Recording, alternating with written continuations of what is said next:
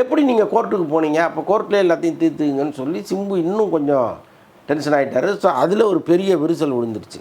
அதற்கப்புறம் சிம்பு தக்லை போகும்பொழுது தக்லை படத்தினுடைய ஷூட்டிங்கை நிறுத்திடணும் அப்படின்னு சொல்லி முடிவெடுத்தார். ஐஸ்வர்யா மாநாடு டைம்லேயே இந்த பிரச்சனை வந்துருச்சு.